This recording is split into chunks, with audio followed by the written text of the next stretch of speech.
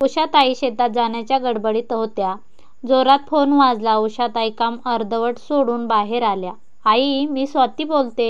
मी घरातून निघाले आहे. एका तासाभरातच आपल्या घरी पोहोचेल. माझ्याबरोबर दादा आहेत. काळजी करू नकोस. ठेवते फोन. लेकीचे हे बोलणं ऐकून उषाताई एकदम गहिरून गेल्या. स्वाती खूप दिवसांनी माहेरी येत आहे ही आनंदाची बातमी ऐकताच पदराने तोंड पुसून परत जोमात कामाला लागल्या आणि शेतात जाण्यासाठी निघालेल्या बाया आल्या तर उषाताई म्हणाल्या की आज नाही येणार. माझी लेक यायची, स्वाती येणार आहे. इकडे सुभाषरावांनी स्वातीच्या आवडीची बालुशाही घेतली. वाटेतच त्यांना तिच्या आवडीची काजू कतली सुद्धा घेतली आणि लागले घरच्या वाटेला. घरी खूप आनंदमय वातावरण होते. सुभाषराव आणि स्वातीची वाटेतच भेट झाली. आपल्या लेकीला बघून सुभाषराव त्यांचे अश्रू आवरता आले नाही. तेव्हा लगेच स्वातीचे सासूबाई म्हणाल्या, काळजी करू नका, आम्ही तिला आमच्या मुलीसारखं मानतो. पण कितीही झालं तरी सख्खी आई वडील जसं प्रेम करतात तेवढे या जगात कुणीच करत नाही. घरी आल्यावर मात्र स्वातीने सुट्टीचा निश्वास टाकला आणि स्वातीला बघून उषाताई पण खूप खुश झाल्या. एवढ्या दिवसांनी लेक आपल्या घरी आली होती. मात्र स्वाती थोडी चिंतित दिसत होती आणि मोबाईलवर सारखा सौरवचा फोन येत होता. मात्र स्वाती फोन उचलत नसल्याचे कारणही घरात थोडे चिंतेचे दिसत होते. शेवटी स्वातीच्या घरच्यांनी सौरवच्या वडिलांचे चांगले स्वागत केले. दुपारा जेवण करून स्वातीचे सासरे घरी जायला निघाले. जाताना मात्र स्वातीला म्हणाले, सर्व काही ठीक होईल.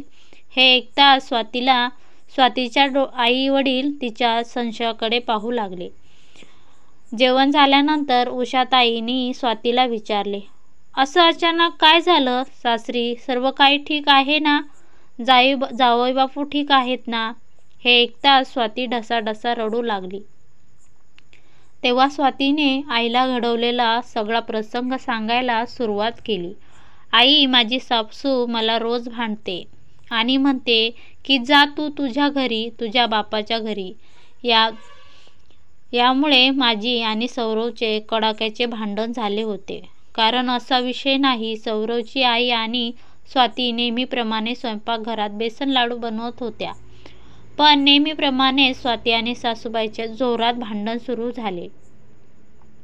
सौरवला कुणाचं ऐकावं आणि कुणाचं नाही हे कळतच नव्हते.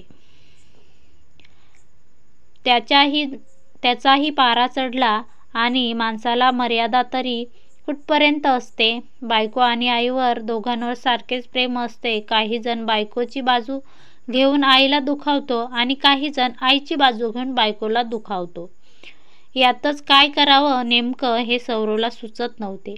आणि असंच काही घरानं आज स्वाती सौरवला सांगत ऐकवत होती आणि शेतात पण सौरवचं डोकं खूप गरम झालेलं होतं. आणि त्यात घरी आल्यावर स्वातीचं सुरू झालं, तुमची आई अशी म्हणते, तुमची आई तशी म्हणते, मला अजिबात आवडत नाही असं बोलणं. आता मात्र सौरवचा संयम संपला होता. बाहेरून आलेला माणूस घरात शांतता शोधत असतो. पण त्याला तिथेही शांतता नाही मिळाली तर त्याचा राग अजूनही वाढतो. असंच काहीतरी सौरवच्या बाबतीत घडत होतं आणि जे नको तेच झालं. रागाच्या भरात सौरव स्वातीला खूप ओरडला. त्यात स्वाती पण पतिव्रतर देऊ लागली. कुणीच माघारी घ्यायला तयार नव्हतं. दोघेही आपलंच घर ते करत होते आणि रागाच्या भरात सौरवने स्वातीला बरंच सुनावलं. जास्त बोलायचं नाही माझ्या घरात. चल निघ माझ्या घरातून. जे बोलायचं आहे तेच बोल. हे तुझं घर नाही. इथे रागाच्या भरात काहीही बोलू नको. सासूचे जे म्हणणे होतं तेच आज सौरवच्या मनाला एका वाक्यात तिला सासूचे वारंवार बोललेले शब्द तिला आठवले. तिचा पाराही चढला आणि ती जोरात भांडू लागली. माझं घर म्हणजे हे माझं घर नाही. कोणाचं घर आहे? काय तुमची आई आणि तुम्ही देखील तेच म्हणत आहे. माझं घर नाही. तुझ्या घरी जा. माझं घर हे नाही आहे तर कोणतं आहे? तेव्हा सौरव म्हणाला, तुझ्या बाबाच्या घरी जाऊन हे सर्व नाटक कर. तिथे आगाऊपणा करायचा आणि मर्यादित राहायचं. बायको आहे तर बायकोच राहा, असं तर चालायचं नाही. चालती हो येथून. हे वाक्य ऐकल्यानंतर स्वाती रडू लागली. राहायचंच असेल तर राहा, नाहीतर चालती हो हे वाक्य तिला परखेपणाची आठवण करून देत होतं.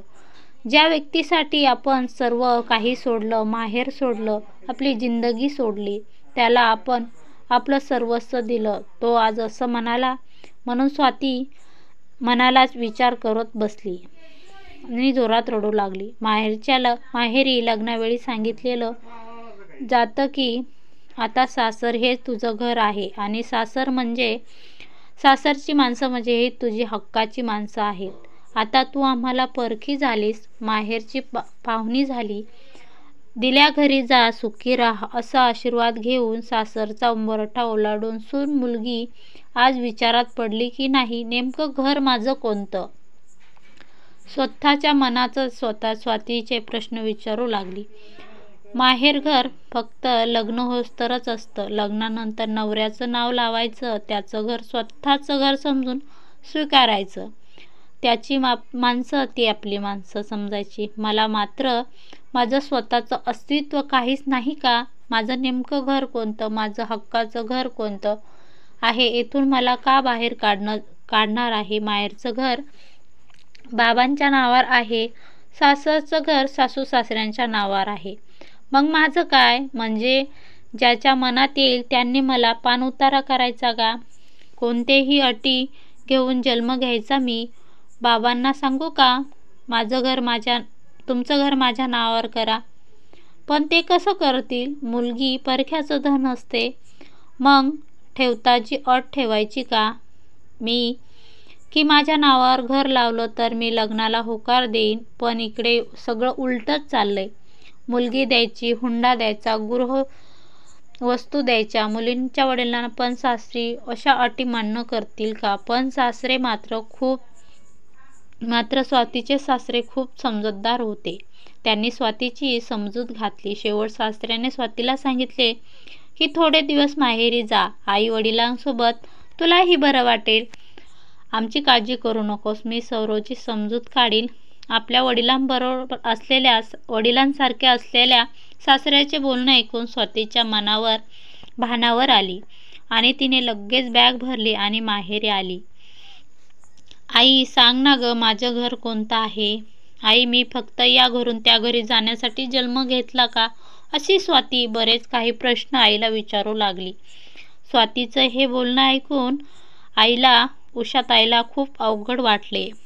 पण स्त्रीचा जन्म असाच असतो ग बाई, हे म्हणत उषाताईने स्वातीची समजूत घातली.